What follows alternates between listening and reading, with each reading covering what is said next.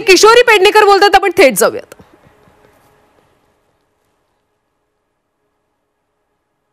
बोलायचं याचा अर्थ अजूनही तुला आस आहे मला कुठलं तरी पद मिळालं पाहिजे. उद्धवजींवर न बोललं तर प्रमोशन होत नाही म्हणून उद्धवजींना बदनाम करायचं. उद्धवजींना मर्सिडीज दिल्या तर तू किती दिला त्या पहिल्या डिक्लेअर कर. आणि तुला 3 वेळा सभापती, उपसभापती, 3 वेळा आमदारकी खाऊ आहे का? कुठल्या पक्षाने एवढं कोणाला दिलंय दाखवून द्यायचं. जे माझ्या शिवसेनेने तुला दिलं, जे माझ्या उद्धवजींनी तुला दिलं, तर तू दाखवूनच दे. आता तू किती मर्सिडीज आणून पोचवल्या इकडे आणि नंतर पलटी मारून सांगते की तो माझा अनुभव नाही. मग का खाल्लात, का शब्द हे केलात, प्रयोग केलात? आणि ज्यांना तुम्हाला काय अनुभव ज्यांनी तुम्हाला जे दिले अकलेचे तारे तोडायला, त्यांचे तरी नावं सांगा. कारण किती म्हणजे महाराष्ट्राचा इतिहास जो महिलांबद्दलचा एक आदर आहे, पण ही अनादर बाई निघाली. ज्या बाईला इतकं देऊनही मग असं म्हणायला वावगं ठरत नाही की ना लायक असलेल्या बाईला एवढं दिलं. भिक्कार आहे.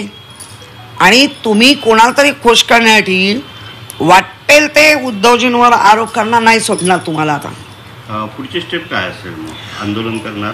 नाही, मागायला लावणार? माफी तर तिने मागितलीच पाहिजे. ही तिने माफी मागितलीच पाहिजे. कारण खोटे आरोप करणं हा तुमचा उद्योग झालाय का? खोटे आरोप करणं हा उद्योग आहे का? त्यामुळे नीलम गोरे काळे काय आहे, तिने माफी मागितलीच पाहिजे.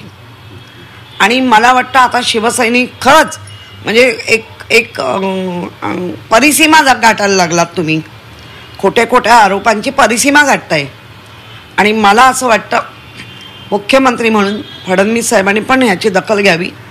कारण आतापर्यंत पुरुषांमधलं हे राजकारण होतं, पण जर महिलांमध्ये इथपर्यंत झिरपत असेल असल्या ना लायक असलेल्या बाईच्या तोंडून, तर मला वाटतं आपलं राजकारण जर खूप चांगलं असलं पाहिजे तर अशा महिलांना आवर घातला पाहिजे. खोटं बोलणार आहे ना, खोटं बोलते, रेटून बोलते, कुठल्या तरी एका मॅनेजरला खुश करण्यासाठी बोलते.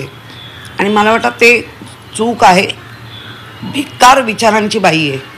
तुम्ही आता म्हटलात कुणाला तरी खुश करण्यासाठी, म्हणजे पक्षीय म्हणताय त्यांच्याच पक्षाच्या. तिला जे काय मिळवायचं आहे, कारण आता तडफडते बाई, तडफडते, जीव जातोय, पदाशिवाय राहू शकत नाही, त्यासाठी हे चाललंय. म्हणजे खुश करायचं. आता कोण खुश होणार हे महाराष्ट्राला वेगळं काही सांगायची गरज नाही. पण मला असं वाटतं की मुख्यमंत्री म्हणून जर आपण सुसंस्कृत आहात तर या गोष्टीची दखल घ्या. हे असं निखिलास एका जे व्यासपीठ राजकीय नव्हतं त्या व्यासपीठावरनं जर असे उद्योग होणार असतील तर साहित्यिक लोकांनी पण याचा निषेध केला पाहिजे. कारण त्यांचं व्यासपीठ काय राजकीय नव्हतंच ना. तुम्ही आणि उद्धवजींचं नाव घेऊन बोलले, कहर म्हणजे नाव घेऊन. त्यामुळे या बाईला काहीतरी मिळवायचं आहे, ही तडफडते, हा अतृप्त आत्मा आहे. शिवसेना यावर काय आंदोलन करणार ते आता आम्ही ठरवतोय ना. कारण अगदी 1 तास झालंय ना.